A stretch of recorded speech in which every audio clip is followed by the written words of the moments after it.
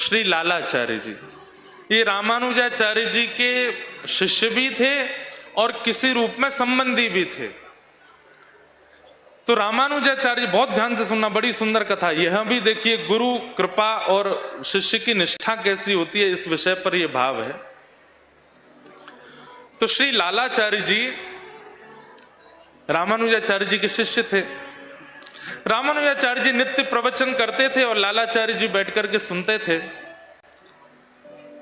एक दिन रामानुजाचार्य जी ने अपने प्रवचन में कहा कि ठाकुर जी से ज्यादा संतों को मानो, कम से कम ठाकुर जी से करोड़ गुना ज्यादा संतों को सम्मान देना चाहिए, उनको प्रणाम करना चाहिए, उनको वंदन करना चाहिए, उनके चरणों में नमन करना चाहिए। तो लालाचार्य जी खड़े हो गए, बोले देखिए मैं आपसे कुछ छुपाऊंगा नहीं, कोई आपके सामने मैं कुछ आडंबर नहीं करना चाहता, मैं सत्य आपको बता रहा हूं, ये मैं नहीं कर सकता। मैं ठाकुर जी से करोड़ गुना ज्यादा संतों को नहीं मान सकता। संतों को, भक्तों को, वैष्णवों को ठाकुर जी से करो, आप मेरे आचार्य हैं, आप मेरे गुरु हैं, आप आज्ञा कर रहे हैं, फिर भी मैं नहीं कर पाऊंगा। ठाकुर जी से करोड़ गुना ज्यादा संतों को नहीं मान सकता। तो रामानुजाचार्य जी बोले हमको अच्छा लगा कि तुमने छुपाया नहीं, बोल दिया, नहीं तो लोग हाँ कर देते, हाँ सही कह रहे हैं, ठाकुर जी से ज्यादा संतों को मानो, मानेंगे। तो रामानुजाचार्य जी बोले करोड़ गुना नहीं कर सकते तो 1000 गुना तो करो, मतलब थोड़ा ठाकुर जी से ज्यादा प्रेम करो। बोले क्षमा करें, मैं 1000 गुना ज्यादा भी नहीं कर पाऊंगा, 100 गुना। जय हो। हमने तुम्हारा दर्शन पहली बार किया। जय जय विराज।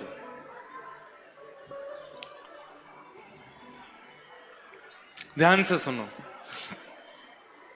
तो लालाचार्य जी ने क्या नियम बना लिया, जो भी कंठी पहन करके, तिलक धारण करके या शिखा धारण होगी, किसी भी रूप में भगवत संबंधी आवरण यदि उसके तन पर होगा तो वो मेरा संबंधी है।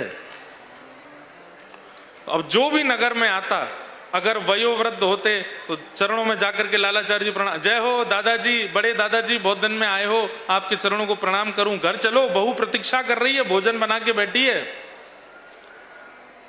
लालाचार्य जी की बहू की भी कैसी सेवा, आए दिन रिश्तेदार नहीं आते हैं, कौन से रिश्तेदार आते हैं पता ही नहीं है, जो कंठी पहन ले, जो तिलक लगा ले, जो शिखा धारण कर ले, लालाचार्य जी उसको ही लेके आते हैं, चलो इनके लिए प्रसाद बनाओ, प्रसाद पवाओ। कौन है, बोले चाचा जी आए। या तो भगवत समान या भगवान से ज्यादा संतों को मानेंगे नहीं, लेकिन गुरुदेव की आज्ञा हो गई सगे संबंधियों के समान मानो, तो सगे संबंधियों के समान प्रेम करने लगे। अब तो ये स्थिति हो गई कि नगर में लोग बाग लालाचार्य जी को कभी कभी मजाक भी कर देते, और बताओ लालाचार्य जी आज तो कौन आए आपके परिवार में से, बोले आज फूफा जी आए हैं। बोले अच्छा, कहां से आए? बोले ये नहीं पता कहां से आए। तो उनको देखते ही लगा ये हमारे फूफा जी हैं, तो फूफा जी बोल दिया। पत्नी जब अपनी सहेलियों के पास जाती तो वो भी मजाक बनाते, भाई तुम्हारे पतिदेव तो ऐसे पति किसी को नहीं मिले। बोले क्यों? अरे संबंधी घर पर आते हैं तो हमारी हालत खराब हो जाती है, रोज पूड़ी बनाओ, ये बनाओ, तुम्हारा कैसा हाल? सुबह चाचा आते हैं, रात में मामा आते हैं, अगले दिन सुबह कोई आ जाते हैं। अच्छा, लालाचार्य जी का एक नियम और था, एक बार जिससे जो संबंध बना लिया, फिर जीवन में वो कभी भी उस नगर में आए उसी संबंध से ही बुलाते थे। एक बार कैसी अद्भुतता हुई,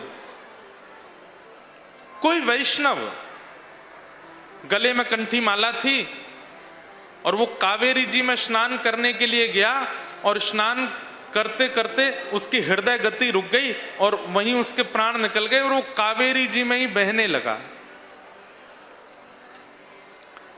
लालाचार्य जी की पत्नी अपनी सब सहेलियों के साथ जल भरने के लिए गई थी, तो जैसे ही शव तैरता हुआ आ रहा था तो सब में आश्चर्य हुआ, अरे कोई मर गया, अरे देखो किसी का शव तैर रहा है, अरे भैया देखो किसी की लाश बहती हुई जा रही है। तभी एक सखी ने देखा कि जो शव बह रहा है उसके गले में कंठी माला है, तो उसने उपहास कर दिया और उपहास करते हुए बोली, अरे सुन,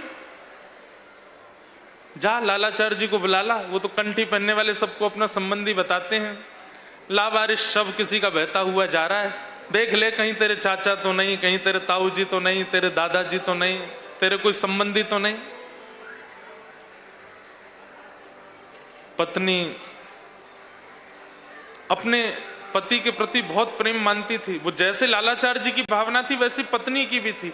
रोते हुए गई और गई कि सब मेरी सहेलियां ऐसे बोलती हैं कि कोई कंठी पहना शव जा रहा है तैरता हुआ, निश्चित ही तुम्हारा कोई संबंधी होगा। लालाचार्य जी ने जैसे ही सुना दौड़ करके गए और जाकर के कावेरी जी में जैसे ही देखा, धन्य हो गए। आज जीवित लोगों को तो आज तक अपना संबंधी बनाया ही था उन्होंने, लेकिन जैसे देखा कंठ में कंठी पहनी है, तुलसी माला पहनी हुई है, तुरंत लालाचार्य जी रोने लगे और रोते हुए बोले, मेरे बड़े भैया चले गए। बड़े भैया, उनको मरे हुए शव को बड़े भैया बताने लगे, मेरे बड़े भैया चले गए। कूद गए कावेरी जी में और उस शव को लेकर के किनारे आए। सब देख करके आश्चर्यचकित हो रहे हैं, बोले भैया लालाचार्य जी कैसा आपका स्वरूप है, एक मरे हुए अनजान व्यक्ति को आप उठा लाए। इधर देखिए, कथा सुनिए, कल से परेशान नहीं हो गए आप, खूब सोइएगा प्रेम से, हैं? आज आज और सुनो।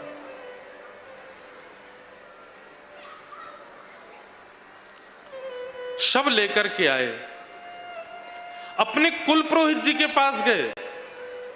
कुल पुरोहित जी से जाकर के कहा, हे कुल पुरोहित जी, आज हमारे बड़े भैया ने शरीर त्याग दिया है, आप कृपा करके उनकी अंत्येष्टि कराने चलिए। तो बोले, लालाचार्य जी तुम्हारे कोई बड़े भैया तो हैं ही नहीं। भगवान आप तो जानते हैं मैं नियम में हूं, जो भी वैष्णव भेष में होता है मैं उसको अपना संबंधी मानता हूं। तो कुल पुरोहित भी बोले, देखो तुम्हारे भाव को प्रणाम है, तुम जीवित चलते फिरतों को अपना संबंधी बताते हो, ठीक है यहां तक बात, पर किसी का अंतिम संस्कार करना, और वो भी जिसका हमें कुल नहीं पता, हमें कोई उसका खानदान नहीं पता, उसका गोत्र नहीं पता, तुम कैसे उसका अंतिम संस्कार कर दोगे? लालाचार्य जी बोले, जो मेरा गोत्र है वही उनका गोत्र, मैं उनका परिवारी हूं, मैं 13 दिन तक बिल्कुल सूतकों का पालन करूंगा, मैं ही पिंडदान करूंगा, केश दान करूंगा, सब करूंगा, वो मेरे बड़े भैया हैं, आप करा दो। सब आश्चर्यचकित हो गए, बोले भैया अब तो ये भाव अति में हो गया है लालाचार्य जी का, मरे हुओं को अपना मान लेते हैं। कुल पुरोहित गए, कोई नहीं आया लालाचार्य जी के पास। बोले कि हम जिसको जानते नहीं उसके अंतिम संस्कार में हम क्यों जाएं? अकेले ही लालाचार्य जी ने पूरी चिता बनाई, उस पर उस शव को रखा और सारी विधियां जो होनी चाहिए वो विधि की। 13 दिन तक सूतक, अपवित्र सूतक का समय जो होता है उसका नियम किया, पिंडदान आदि सब कुछ किया। 13 दिन बाद लालाचार्य जी ब्रह्म भोज के लिए ब्राह्मणों को निमंत्रित करने के लिए गए और सब ब्राह्मणों के यहाँ द्वार पर जाकर के पत्र देकर के आए, हमारे बड़े भैया के 13वें दिवस पर 13 पर ब्रह्म भोज का क्रम है, आप सब लोग प्रसाद पाने के लिए पधारो। सबको पत्र देकर के आए। अगले दिन हलवाइयों ने आकर के खूब सुंदर सामग्री बनाई, सामग्री बना करके सब तैयारियां हो गई। लालाचार्य जी प्रतीक्षा करने लगे, लेकिन एक भी ब्राह्मण नहीं आया। सब मन में विचार करने लगे, बोले कि हम कैसे चले जाएं, पता नहीं कौन गोत्र का, कौन कुल का, कौन खानदान का, उसके घर का हम कैसे पालें। अरे लालाचार्य जी अपने भाव में रहते हैं, अपने भाव से अपने भाव की पूर्ति करें, अपने भाव में सबको क्यों खींच रहे हैं।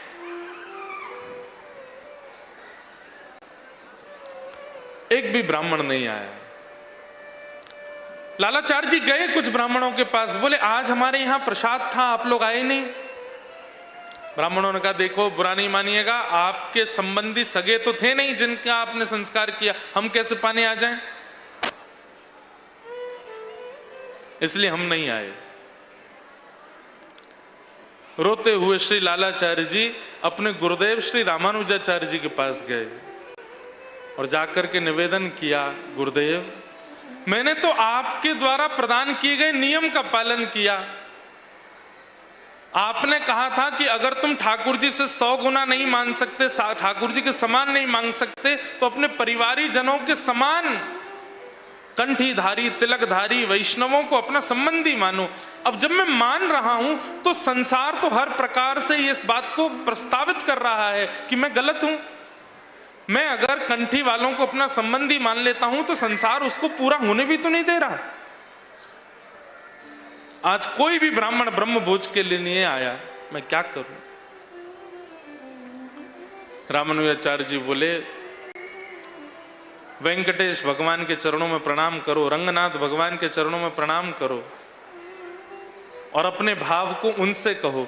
लालाचार्य जी ठाकुर जी के सन्मुख गए और कहा मैंने वैष्णवों को अपना संबंधी माना है, आज उनके अंतिम दिवस पर कोई ब्राह्मण नहीं आए, भगवान आप कृपा करो। इतने में ही लालाचार्य जी सामने बैठ के ठाकुर जी को प्रणाम कर रहे थे, एक दिव्य ज्योति मंदिर से प्रकट हुई और उस दिव्य ज्योति में से अनेक ब्राह्मण ठाकुर जी के ही अंश प्रकट हो गए और लालाचार्य जी से बोले चलो हम आए हैं, हम पाने चलेंगे प्रसाद।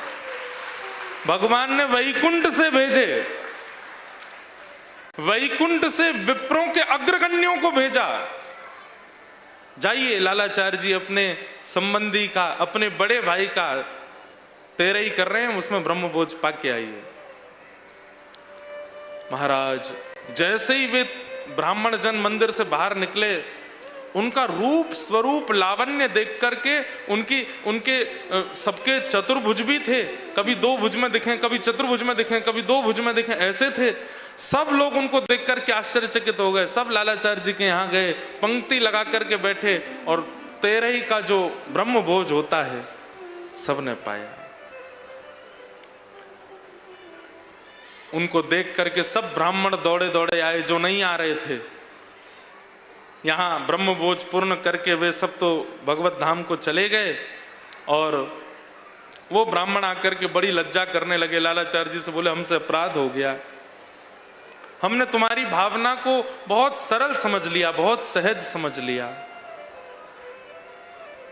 लेकिन धन्य है ठाकुर जी तुम्हारी भावना को जानते थे, इसलिए वैकुंठ से ब्राह्मणों को भेजा है। बंधुओं, लालाचार्य जी ने जिस जिस को अपना संबंधी बनाया, जिस जिस को अपना और संबंधी बनाते किसको थे? ना जात पूछते थे, ना गांव पूछते थे, ना परिवार पूछते थे, बस तिलक है, कंठी माला है, तुम हमारे हो। और जिसको लालाचार्य जी अपना बोलते थे उसको ही ठाकुर जी आकर के दर्शन दे देते थे। ना उसके साधन देखते, ना उसका पुण्य देखते। उसने कोई साधन नहीं किया, कोई पुण्य नहीं किया, केवल लालाचार्य जी ने कह दिया ये हमारे जीजा जी हैं, ये हमारे फूफा जी हैं, ये हमारे भैया हैं, बस ठाकुर जी उनको आके दर्शन देते थे, निश्चित देते थे। ऐसी कृपा।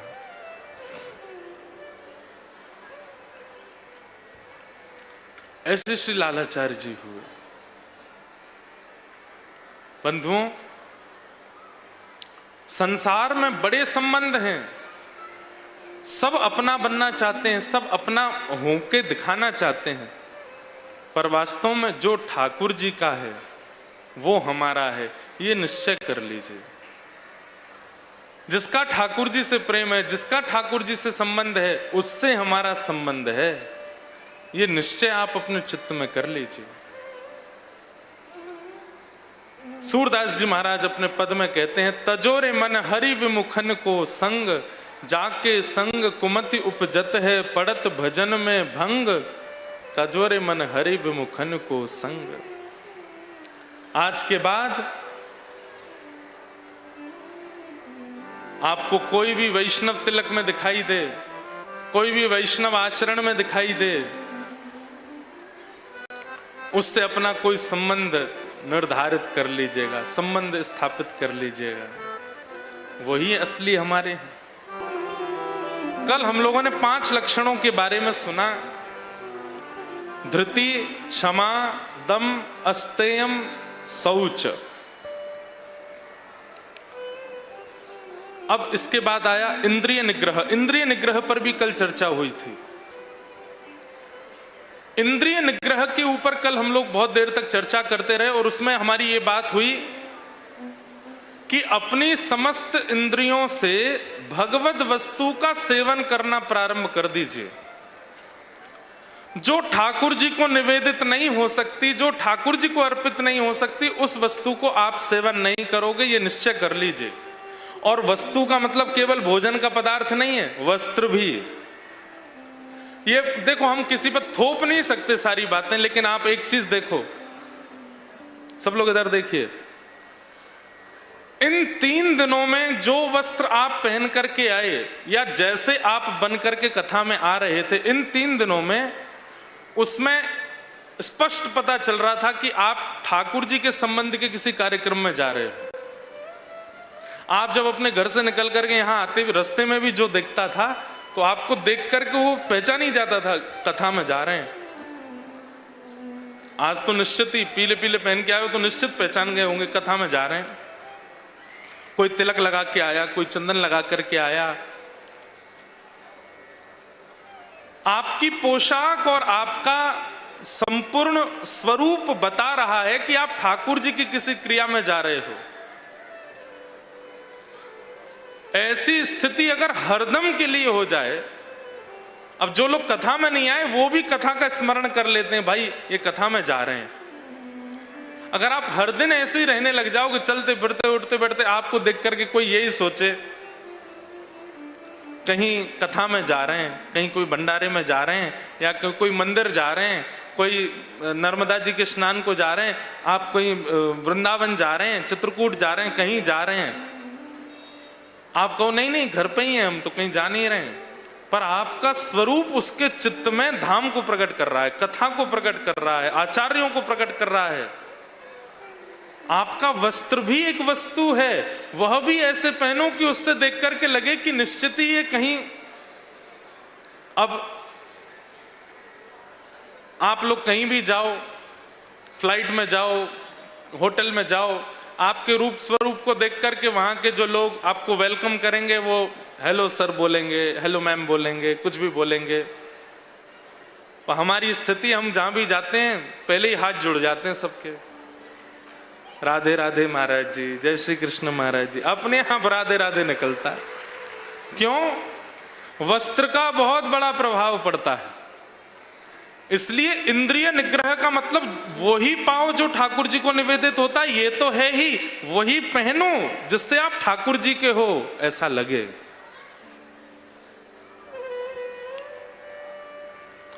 पत्नी विवाह के पश्चात सिंदूर लगाती है, गले में मंगलसूत्र पहनती है, हाथों में चूड़ी पहनती है, पैरों में बिछिया पहनती है। ये उसका सौभाग्य दर्शन है, उसको देखते ही पता चल जाता है कि सौभाग्यवती है। लेकिन सिंदूर भी ना लगावे, सौभाग्य के चिन्ह धारण ना करे और सामान्य कन्याओं की तरह घूमती रहे, तो फिर लगेगा कि भाई अभी अविवाहिता है तभी ऐसे है। और फिर किसी के चित्त में आ जाएगा जब ये अविवाहिता है तो मैं प्रयास करके देखूं कि मुझसे ब्याह हो जाए, हो जाएगा। ठीक वैसे ही ध्यान से सुनिएगा, जब व्यक्ति तिलक लगा के घूमता है, गले में कंठी पहन के घूमता है, धोती पहन करके रहता है या कुर्ता पहन के रहे, किसी भी रूप में वैष्णव बन करके जब घूमता है, तो जितने भी संसार के अवगुण रूपी पाप हैं वो सब समझ जाते हैं। वो भैया या के ऊपर ना जानो, क्यों? विवाहित है, पहले से ही ठाकुर जी का हो चुका है। तिलक नहीं दिख रहा तुमको, गले में कंठी माला नहीं दिख रही, यहां पर आने से हमारा कोई फायदा नहीं। जितने भी दूषित विचार हैं, जितनी भी दूषित भावनाएं हैं, वो सब दूर से ही चले जाते हैं। क्यों? उन्हें पता चल जाता है ये विवाहित हैं, ठाकुर जी के हो चुके हैं। लेकिन जब हम तिलक धारण नहीं करते, कंठी धारण नहीं करते, भगवत भेष धारण नहीं करते, भगवत स्वरूप में नहीं रहते, तो फिर अवगुणों को ये लगता है ओहो क्वारा है, इसी पर चढ़ो। सारे अवगुण फिर क्रोध हो, काम हो, लोभ हो, ईर्ष्या हो, द्वेष हो, अभिनिवेश हो, अहंता हो, ममता हो, सब आते हैं और सब प्रयास करते हैं कि हमारा हो जाए, और हम हो भी जाते हैं। फिर या तो क्रोध के हो जाते हैं, या लोभ के हो जाते हैं, या मोह के हो जाते हैं। इंद्रिय निग्रह का मतलब केवल प्रसाद पाना ही नहीं है, हर वस्तु जो जीवन में है सब प्रसाद। वस्त्र भी प्रसाद की तरह पहनो कि हम ठाकुर जी के हैं ऐसा लगे। भोजन भी वही करो जो प्रसाद है।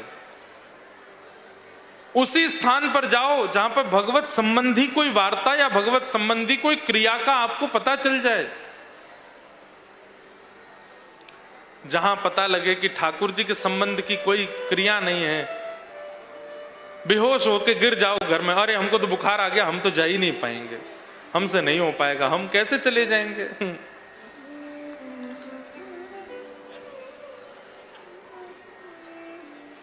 ऐसो दुख दीजो ही माही, बिन पद कंज छटा दृग देखे, को सुहावे नाही। ऐसो दुख दीजो ही माही।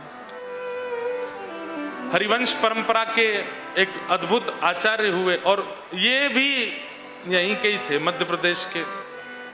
इनका नाम था भोलानाथ, जिनका बाद में किशोरी जी ने नाम रख दिया, राधा रानी ने नाम रखा भोरी सखी। उनका ये पद है। क्या कह रहे हैं अपने पद में कि बिना किशोरी जी को, बिना ठाकुर जी को देखे इन आंखों को और कोई सुहावे ना, बिना सदगुरु को देखे इन आंखों को कोई सुहावे ना। ऐसी कृपा मुझे कर दो, मुझे और कोई नहीं सुहावे, बस आप प्रिय लगो। ऐसे वस्त्र पहनो, ऐसा स्वरूप धारण करो, ऐसा भोजन करो, ऐसी बातें करो। जब आप बोलो तो आपके शब्दों से पता चल जाए कि आप कथाएं सुनते हो, आप आचार्यों के पास जाते हो।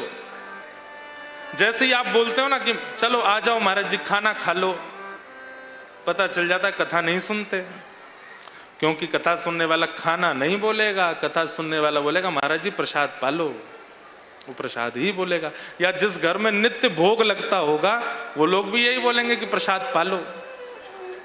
खाने में क्या बनवाएं आपके लिए ना, ये शब्द का प्रयोग बता देता है कथा नहीं सुनते। महाराज जी कल आप आएंगे, क्या प्रसादी सिद्ध कराऊं, क्या प्रसाद बनवाऊं घर पे। भोग नहीं, प्रसाद। बुद्धि सकारात्मक हो, विचार शून्य ना हो, या फिर विचारों में दूषितता ना हो। कैसी भी स्थिति परिस्थिति सन्मुख आ जाए, आप अपनी बुद्धि से पॉजिटिव ही रहते हैं। और बुद्धि का प्रयोग ज्यादातर किसी को नीचे करने में या किसी के हनन में प्रयोग नहीं करते हैं। बुद्धि का प्रयोग भी सर्व उत्थान में लगाते हैं, तो वह बुद्धि ठाकुर जी के योग्य, ठाकुर जी के स्वीकार्य के कारण मानी जाती है। धी, विद्या। धी कौन सा लक्षण है? धृति, क्षमा, दम, अस्तेयम, शौच, इंद्रिय निग्रह। धी 7वां लक्षण है, और 8वां लक्षण है विद्या। अब यहां विद्या कौन सी विद्या? जो तन को पोषित करती है वो विद्या तो हम लोग लेते ही हैं स्कूल, कॉलेज, यूनिवर्सिटी में। पर जो आत्मा को पोषित करे, आत्मा का जो भोजन है, आत्मा को जो श्रेष्ठ बनावे, वो विद्या भागवती विद्या है, वैष्णवों की विद्या है, ठाकुर जी के द्वारा प्रदत्त विद्या है। विद्या। 9वां लक्षण क्या है धर्म का? सत्यम, सत्य बोलो। अब यहां पर एक बात आती है कि सत्यम ब्रूयात, हमारे शास्त्राज्ञा कहते हैं कि सत्य बोलो, पर यह भी कहते हैं प्रियम ब्रूयात, सत्य कैसा बोलो? जो दूसरे को प्रिय लगे ऐसा बोलो। अप्रिय सत्यम न ब्रूयात, जिससे किसी के हृदय को ठेस पहुंचती हो, किसी के हृदय को पीड़ा होती हो, ऐसा सत्य भी नहीं बोलना चाहिए। कहां सत्य बोलना चाहिए, कहां नहीं बोलना चाहिए, कैसे बोलना चाहिए, यह भी आचार्य चरण गुरुजन सिखाते हैं। सत्यम ब्रूयात प्रियम ब्रूयात। अब कोई व्यक्ति अपने स्वरूप में सांवला है, वो इतना गोरा नहीं है, आप सीधे जाकर के उससे कह दो भैया, और भैया बताओ अमावस्या कैसे हो तुम। अब किसी को सीधे अमावस्या बोल दोगे, कितना बुरा लगेगा उसको। वैसे तो ये हमारे वृंदावन में हो चुका है एक बार, किशोरी जी ने ठाकुर जी को बोल दिया था। क्या बोल रही हैं किशोरी जी?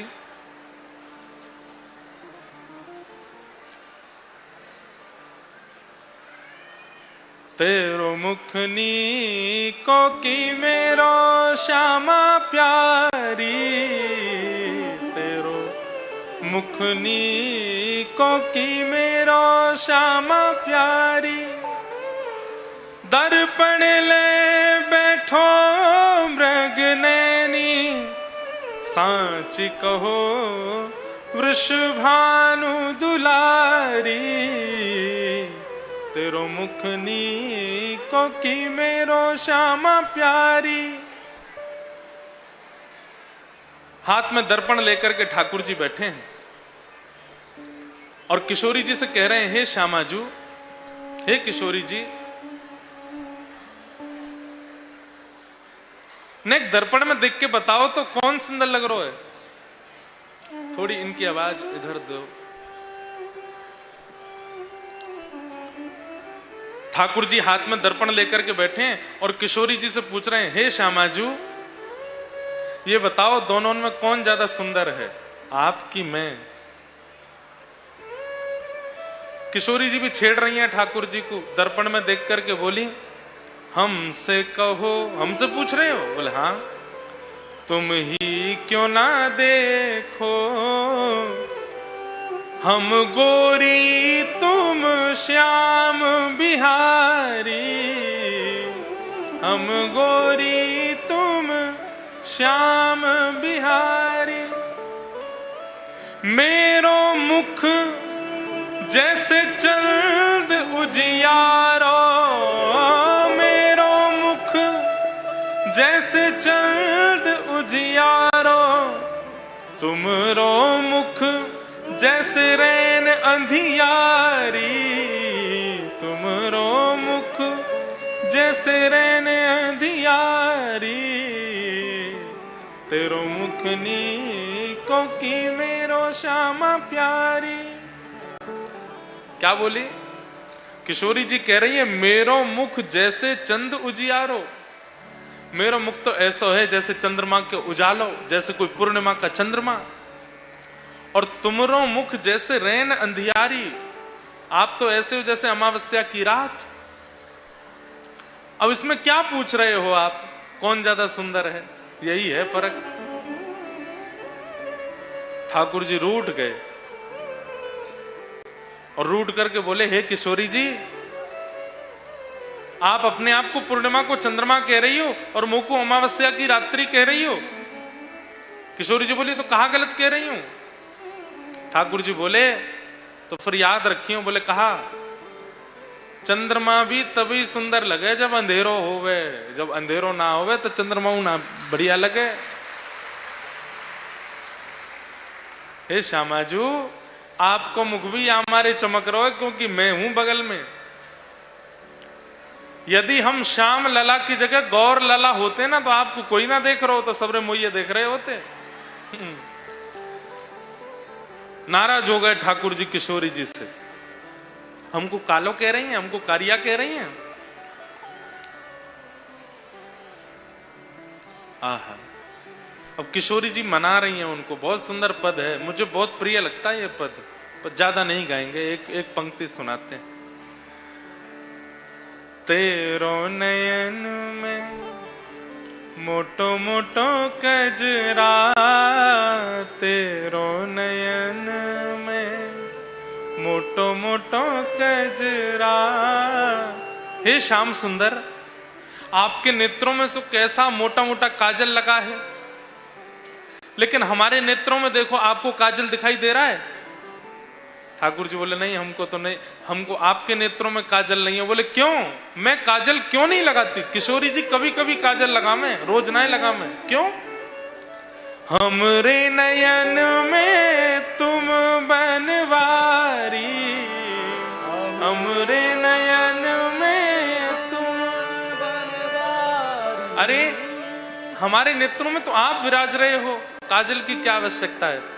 ठाकुर जी पहले तो खुश है गए, अरे आपके नेत्रन में मैं बैठूं। थोड़ी देर बाद ठाकुर जी बोले, अरे या मैं भी मोको कालिया ही बोल दियो। या को मतलब आप कहना चाह रही हो आपको काजल लगाने की आवश्यकता नहीं, क्योंकि मैं कालिया जो बैठूं आंखन में। फिर रूठ के बैठ गए। किशोरी जी बोली, अरे आप तो रूठ गए शाम से। अच्छा एक अंतिम बात सुन लो। ठाकुर जी बोले, कहा तुम तो नख पे गिरिवर धारो, तुम तो नख पे गिरिवर धारो। पर हे श्याम सुंदर, तुम नख पे गिरिराज जी उठाते हो। ठाकुर जी ने बाम हस्त की कन्नी उंगली के नख पे उठाए गिरिराज जी, लेकिन हम आपसे ज्यादा बलवान हैं। ठाकुर जी बोले, सब चीज में अपने आप को आगे बताओ, हमसे ज्यादा गोरी आप हो, हमसे ज्यादा सुंदर आप हो, आपको नेत्रों में काजल की आवश्यकता नहीं, क्योंकि हम कालिया जो बैठे हैं। और अब ये भी कह दो कि एक तो कह रही हो कि हमने नख पे गिरिराज जी उठाए, फिर कह रही हो आप हमसे ज्यादा बलवान हो, कैसे? किशोरी जी 7 कोस लंबे चौड़े गिरिराज जी को मैंने उठाया, तो आप बलवान कैसे ज्यादा भाई? बोले आपने तो गिरिराज जी उठाए, तुम तो नख पे गिरिवर धारो, पर हम चित धार रहे गिरधारी, हम चित धार रहे गिरधारी। अरे आपने तो नख पे गिरिराज जी उठाए, पर गोवर्धन सहित गिरधारी हमने अपने चित्त में धारण क्यों? बताओ बलवान ज्यादा कौन? ठाकुर जी की तब मान दूर भयो। हमारे ठाकुर जी बड़े सरल, नेक में ही मान छोड़ दें। अरे श्यामा जू, अरे मेरी प्यारी जू, अरे श्री जी आपके चित्त में मैं बैठूं? बोले और नहीं तो।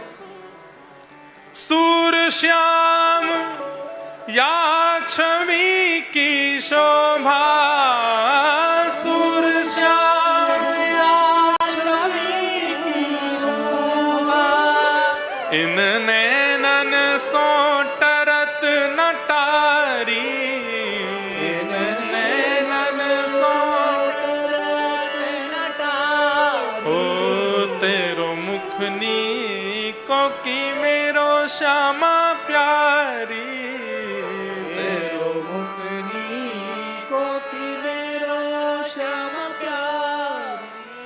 तो ये पद हमने व्रज का भाव सुना दिया।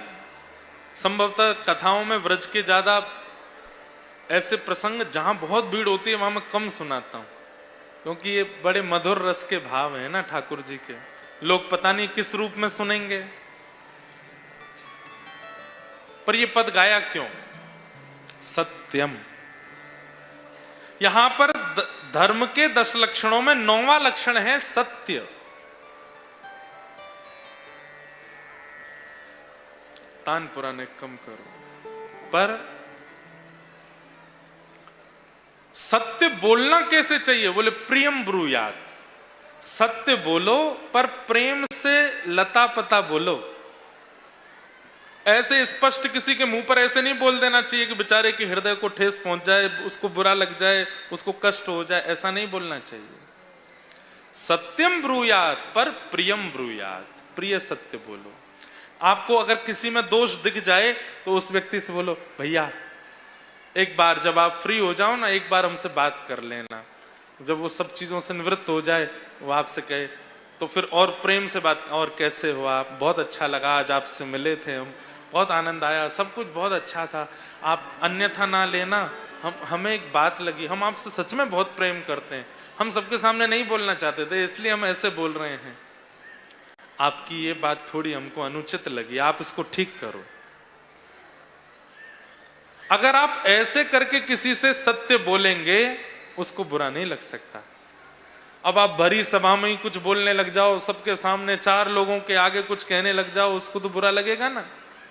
सत्य बोलना है पर प्रिय सत्य बोलना। सत्यम ब्रूयात प्रियम ब्रूयात। कई लोग होते हैं, उन लोगों का ऐसा स्वभाव होता है, वो बोलते हैं भैया हम तो बहुत स्ट्रेट फॉरवर्ड हैं, जो है मुंह पे बोल देते हैं, हम मन में कुछ नहीं रखते, सब मुंह पे बोल देते हैं। कई लोगों के नए घरों में जाते भी हम तो वो बोल दे, हमारे महाराज जी दादाजी आपसे मिलने आएंगे, मैं तो वो थोड़े ना ऐसे बोल जाते हैं, थोड़ा स्पष्ट बोल देते हैं, आप थोड़ा सा बुरा नहीं मानना अगर कुछ बोल दें तो। हमें ऐसे लोगों से थोड़ी समझाने का हमारा मन करता है। ये स्पष्ट बोलना स्वभाव नहीं होता, स्पष्ट बोलना किसी का स्वभाव नहीं होता, ये आदत बनाई जाती है। व्यक्ति बना लेता है इस आदत को कि मैं सबके सामने स्पष्ट बोल दूंगा, नहीं, ये अधर्म का स्वरूप है। स्पष्ट बोलिए लेकिन प्रिय होकर के बोलिए, प्रेम में भर कर के बोलिए। न ब्रूयात अप्रियम, अप्रिय सत्य नहीं बोलना चाहिए। आप किसी की कन्या देखने के लिए गए अपने पुत्र के लिए, अब उनकी कन्या है सर्वगुण संपन्न सब कुछ, लेकिन किसी कारण से आपके यहां से संबंध नहीं हो पा रहा, तो कई लोग क्या करते हैं कि दोष कन्या में बता करके और संबंध को फिर रोक देते हैं। ऐसा नहीं करना चाहिए। हर प्रकार की बातों में हम आपसे लागू करवाना चाहते हैं कि सत्य बोलो लेकिन अप्रिय सत्य मत बोलो, प्रिय सत्य बोलो। और अंतिम लक्षण धर्म का क्या है? अक्रोध,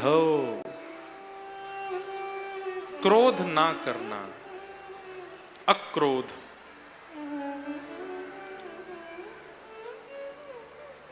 बंधुओं, लोग बाग कहते हैं कि महाराज जी क्रोध कंट्रोल में कैसे किया जाए, उसके बारे में कुछ बताओ। जिन लोगों को बार बार गुस्सा आता है, हर छोटी छोटी बात पर क्रोध आ जाता है,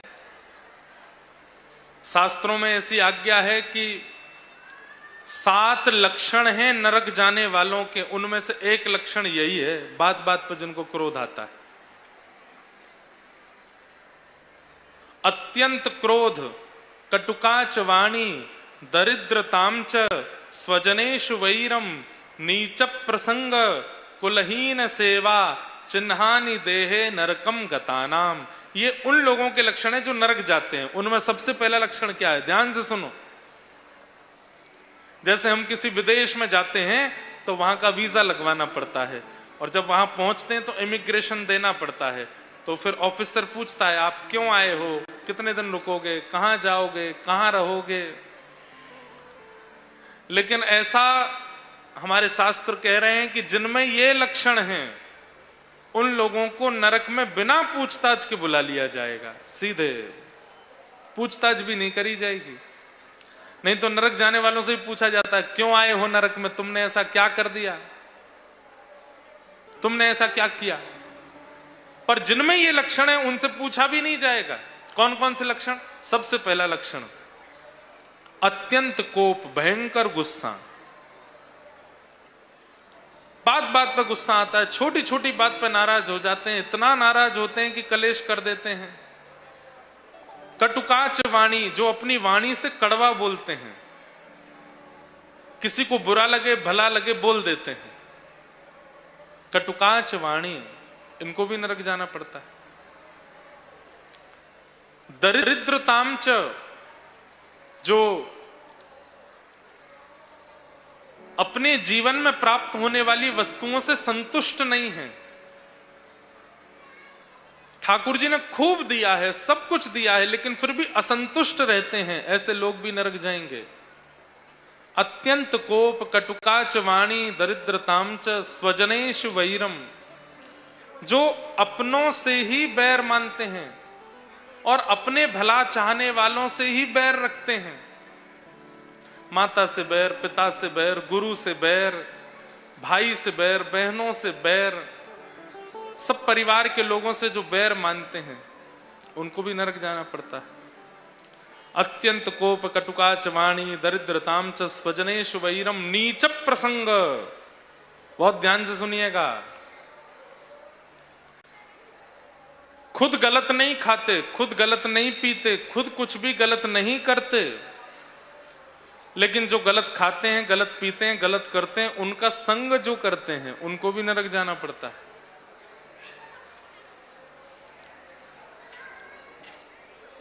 नीच प्रसंग कुलहीन सेवा, जो माता पिता से बैर करते हैं उनकी जो सेवा करते हैं, माता पिता को घर से निकाल दिया या माता पिता को वृद्धाश्रम में छोड़ दिया या माता पिता के प्रति या परिवारी जनों के प्रति दुर्व्यवहार करने वालों का जो उनकी सेवा करते हैं, बहुत अच्छा है, बहुत अच्छा, तुम तो करो, ऐसे ही करो, बढ़िया है, वो भी नरक में जाते हैं। चिन्हानि देहे नरकम गतानाम, ये नरक जाने वालों के चिन्ह हैं।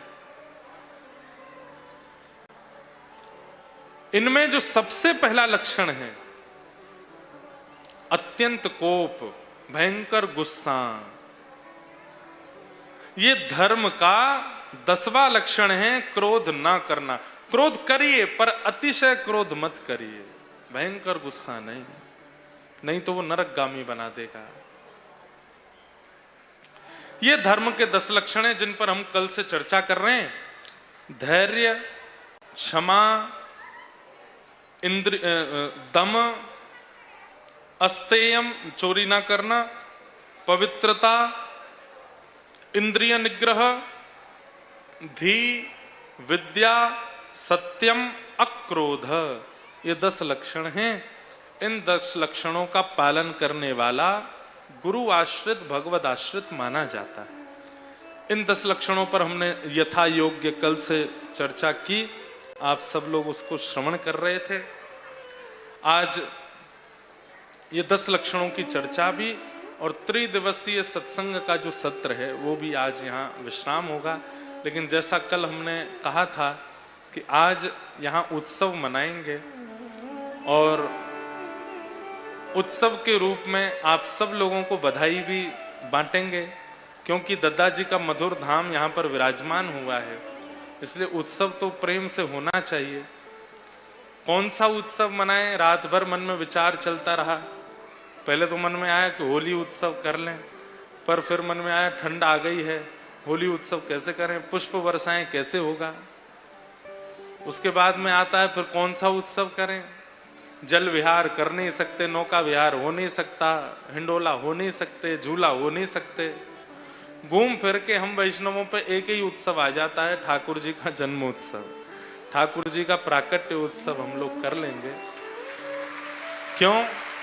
श्री दद्दा धाम का निर्माण हुआ है, दद्दा जी विराजमान हुए हैं, तो ठाकुर जी का प्राकट्य उत्सव मना करके हम इस उत्सव को और सफल बना देंगे। ठाकुर जी का नंद महोत्सव यहाँ करके आज के उत्सव को फिर विराम की ओर ले चलेंगे। तो हम सीधे नंद महोत्सव की कथा सुनाते हैं। आप सब लोग मेरे साथ दद्दा धाम के पावन प्रांगण में नंदोत्सव मनाने चलो। आप सब जानते हैं कि नंद बाबा 80 बरस के है गए, अभी तक लाला नाए भयो। ब्रजभाषा बोलेंगे ना, सुनियो, अभी तक लाला नाए भयो। नंद रानी यशोदा को स्वप्न में नील वर्ण का बालक दिखता है। बहुत ध्यान से सुनिएगा, एक बात स्पष्ट रूप से सुनिए।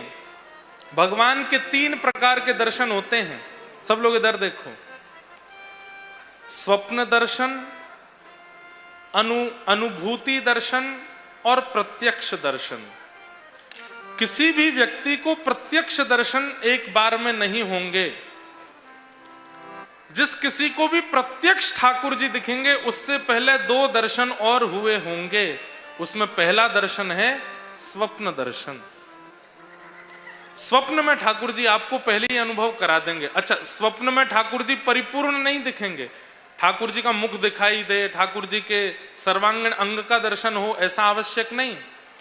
ठाकुर जी की संबंधी वस्तु दिखाई देंगी, जैसे मुकुट दिखाई दे, वंशी दिखाई दे, मोर दिखाई दे, यमुना जी दिखाई दे, मंदिर दिखाई दे, सुंदर निकुंज वन दिखाई दे, वृंदावन दिखाई दे, नंदगांव दिखाई दे, ठाकुर जी की कथा सुनाने वाले, ठाकुर जी का सत्संग करने वाले, ठाकुर जी के भजन कीर्तन करने वाले वैष्णव जन दिखाई दें, भजनानंदी महापुरुष दिखाई दें। ये सब संकेत है, ये प्रथम संकेत है ठाकुर जी के दर्शन का। जिस किसी को भी सांकेतिक रूप से स्वप्न दर्शन हुआ है, इसका मतलब प्रत्यक्ष दर्शन होगा। सांकेतिक दर्शन के बाद दूसरा दर्शन होता है अनुभव दर्शन। ये अनुभव दर्शन कैसा होता है? अगर कहीं मोर पंख दिखा तो आपका मन ये नहीं सोचेगा कि यहां पास में मोर होगा।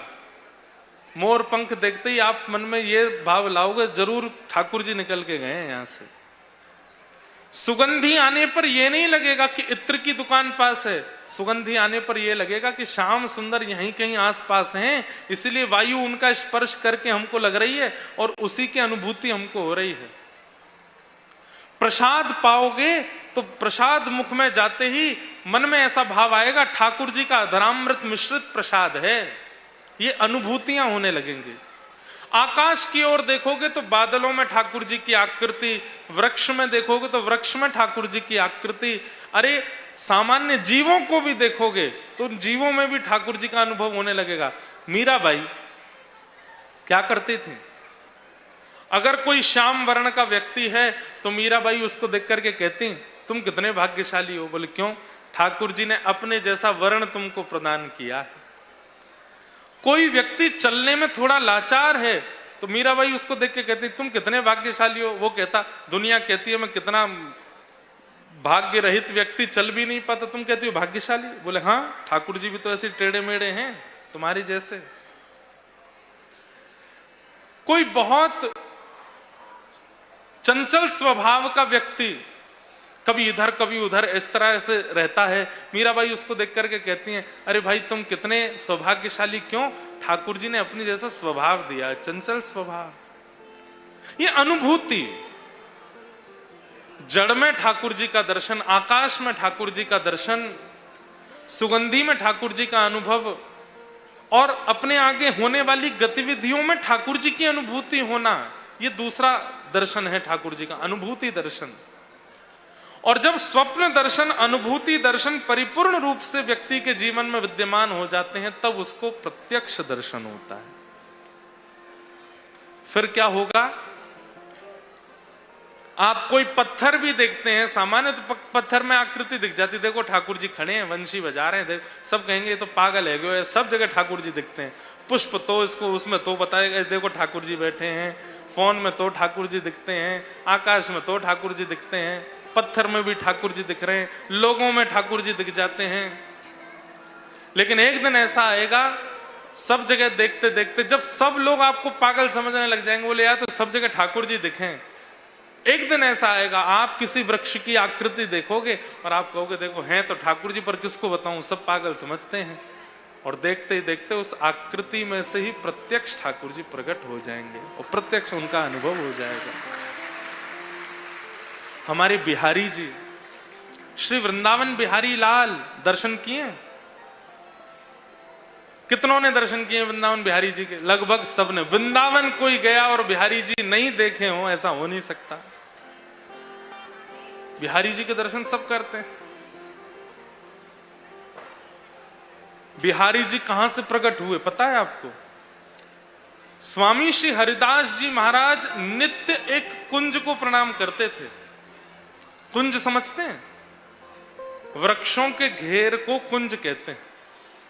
स्वामी श्री हरिदास जी महाराज नित्य एक कुंज को प्रणाम करते थे, क्योंकि उनको उस कुंज में ठाकुर जी का अनुभव होता था। एक दिन आपके शिष्य श्री विट्ठल विपुल देव जी ने आपसे निवेदन किया, हे सद्गुरुदेव भगवान, आप नित्य एक कुंज को प्रणाम करते हैं, क्या है वहां पे? तो स्वामी श्री हरदास जी महाराज बोले, स्वयं जाओ, देख करके आओ। जैसे ही विट्ठल विपुल देव जी ने उस कुंज में प्रवेश किया, अंदर जाते क्या देखा, आहा, बड़ी सुंदर सैया है और उस रत्न मंडित सैया पर प्रिया प्रियतम दोनों विराजमान हैं, गले में गलवैया दिए बैठे हैं दोनों श्री राधा श्याम सुंदर। तुरंत विट्ठल विपुल देव जी को उन्होंने एक जल का करुआ प्रदान किया, मिट्टी का बर्तन। विट्ठल विपुल देव जी पहले तो होश खो बैठे, ये मैंने क्या देखा, लेकर के बाहर आए, बाहर आकर के स्वामी जी के सन्मुख पधरा दिया। आज भी उस करुआ का दर्शन होता है राधाष्टमी के दिन तटीय स्थान में। स्वामी जी ने कहा, क्या देखा? बोले, अद्भुत, वृंदावन एक सुंदर जोड़ी, वृंदावन एक सुंदर जोड़ी, वृंदावन एक सुंदर जोड़ी,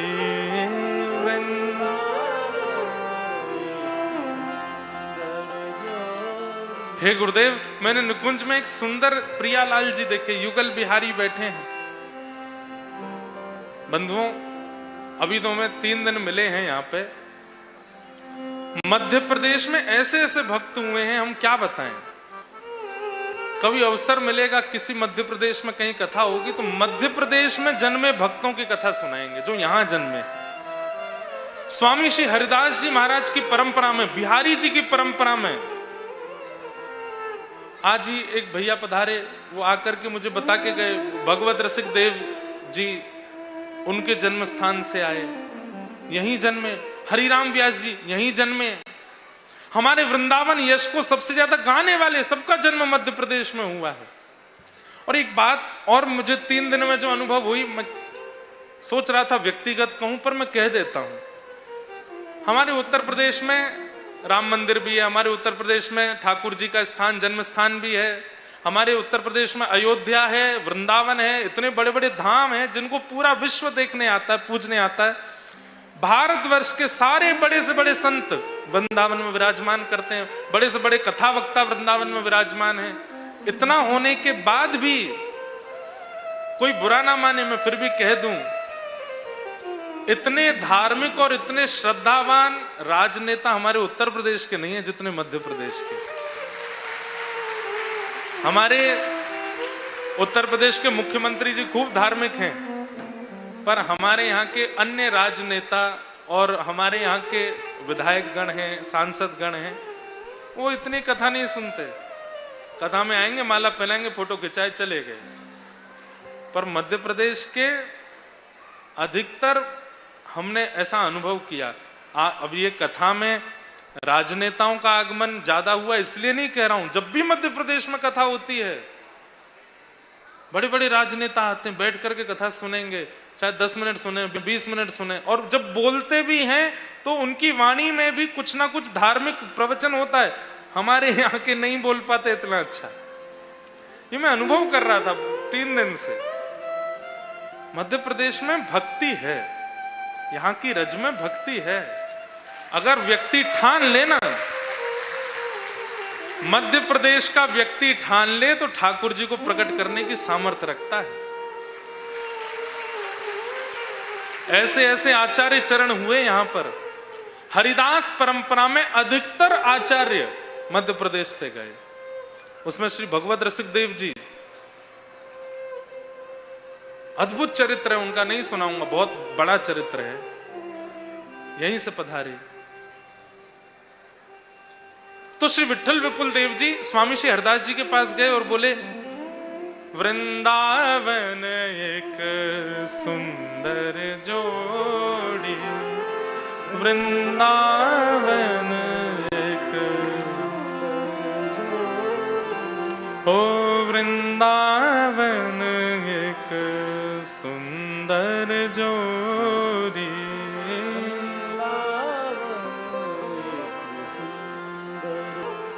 स्वामी श्री हरदास जी महाराज बोले तो जाओ दोबारा से कुंज में और उन्हीं दोनों प्रिया प्रियतम को लेकर के आओ। विठल विपुल देव जी दोबारा जैसे उस सघन कुंज में प्रवेश किए तो गले में गलवैयां दिए, जो प्रिया प्रियतम अलग अलग रूप में बैठे थे वे दोनों ही एक रूप हो गए। और तभी उस सुंदर मणि रत्न जड़ित उस सिंहासन पर जब दोनों युगल एक हुए तो श्री वृंदावन बिहारी लाल का स्वरूप प्रकट हुआ। उसको लेकर के श्री विठल विपुल देव जी पधारे और श्री बिहारी जी अभी 25 नवंबर, संभवतः 25 नवंबर बिहार पंचमी, जिसको राम जानकी विवाह महोत्सव भी मानते हैं और हमारे बिहारी जी का प्रादुर्भाव भी मानते हैं। कहां से प्रकट हुए बिहारी जी? अनुभूति से। जो मैंने 3 रूप बताए, स्वप्न दर्शन, अनुभूति दर्शन और प्रत्यक्ष दर्शन, उसमें अनुभूति दर्शन क्या है? आपको आकृति दिखने लगेंगी जगह जगह, पास जाओगे तो धूमिल हो जाएगी। जिस दिन पास जाने पर धूमिल ना हो, देख लेना प्रकट हो जाएंगे प्रत्यक्ष।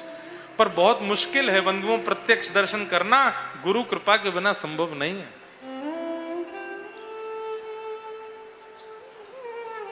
गुरु कृपा। हमारे वृंदावन में एक संत हुए, बड़े सीधे सरल, गुरुजी के पास गए और गुरुजी से जाकर के कहा गुरुजी कुछ आज्ञा दो।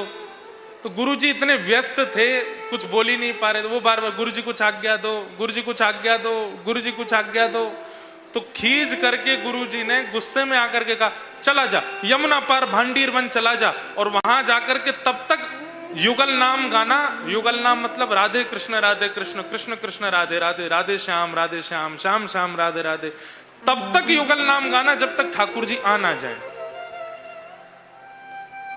लेकिन गुरु में ऐसी निष्ठा, तुरंत चले गए, यमुना जी पार करके भांडीर वन पहुंचे। और कितने दिन उन्होंने तप किया? 12 वर्ष तक राधे कृष्ण कृष्ण कृष्ण राधे राधे, राधे श्याम श्याम श्याम राधे राधे। 12 वर्ष बाद तभी क्या देखते हैं, आहा, युगल सरकार प्रकट हो गए, श्री किशोरी जी प्रकट हो गए, ठाकुर जी प्रकट हो गए। असली बात तो अब सुनो। 12 साल बाद ठाकुर जी प्रकट हो गए। ठाकुर जी प्रकट होके बोले भैया हमको आए हुए आधा घंटा हो गया, तुम खड़े खड़े केवल मुस्कुरा रहे हो, कुछ बोल क्यों नहीं रहे? 12 साल हमारा नाम जप करके प्रकट किया, कुछ बोलो तो वो क्या बोलते हैं, बोले गुरुजी ने ये नहीं बोला था कि ठाकुर जी प्रकट हो जाएं तो उनसे ये बात करना। गुरुजी ने कहा था केवल ठाकुर जी को प्रकट कर दो। अब मैं वापस जा रहा हूं, गुरुजी से पूछ के आता हूं आपसे क्या बोलना है। किशोरी जी उन्हें कितना सीधा है, साक्षात परमात्मा खड़े हैं, अब ये पूछने जा रहा है गुरुजी से कि गुरुजी उनसे क्या बोलूं। लौट करके गए, ठाकुर जी बोले हम प्रतीक्षा कर रहे हैं, जाओ गुरुजी से पूछ के आओ। यमुना जी पार करके वृंदावन आए। वृंदावन आकर के गुरुजी से बोले गुरुदेव ठाकुर जी मिल गए। गुरुदेव बोले पहले तो ये बताओ तुम कौन हो? आप भूल गए मुझे? अरे बताओ तो कौन हो? बोले 12 साल पहले आपके चरण पकड़े थे मैंने, मुझे कुछ आज्ञा दे दो, आज्ञा दे दो, आज्ञा दे दो, आज्ञा दे दो। अच्छा हाँ, एक दिन कोई उत्सव में तुम पीछे पड़ गए थे हमारे। बोले हाँ मैं वही हूं। तो आपने कहा था भांडीर वन में जाकर के युगल नाम करो। गुरुजी 12 साल तक युगल नाम किया, जटा जूट निकल आई, दाढ़ी निकल आई। अच्छा अब क्यों आए हो? ठाकुर जी प्रकट हो गए, खड़े खड़े पूछ रहे हैं कि हमसे बात करो। तो मैंने कहा गुरुजी से पूछ के आता हूं क्या बात करूं। गुरुजी बोले हैं ठाकुर जी प्रकट हो गए?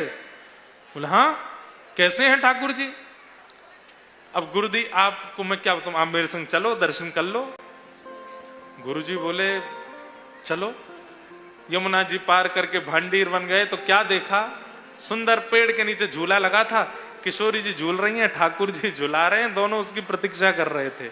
गुरुदेव ने दर्शन किया, देखते ही शिष्य को अपने हृदय से लगाया। बोले भैया धन्य है, मैंने तो तेरा नाम भी नहीं पता मुझको, मैं तुझे जानता तक नहीं, एक सामान्य सी मैंने आज्ञा दी और तो उस आज्ञा से तूने ठाकुर जी प्रकट कर लिए। गुरुजी वो सब बात की बात है, पहले ये बताओ, ये यूं पूछ रहे हैं हमसे बात करो, मैं क्या बोलूं ये तो बता दीजिए। मतलब मैं अपने मन से कुछ नहीं बोलूंगा, आप जो कहोगे वो बोलूंगा। गुरुदेव बोले इनसे कहो तेरा और तेरे गुरुजी का दोनों का उद्धार करके अपने संग निकुंज ले चलें। तब उसने कहा, हे ठाकुर जी, मेरे पे और मेरे गुरुदेव दोनों पे कृपा करके हमको निकुंज ले चलो। प्रियालाल जी दोनों ने उनको हृदय से लगाया और अपने निकुंज में लेकर के प्रस्थान कर गए।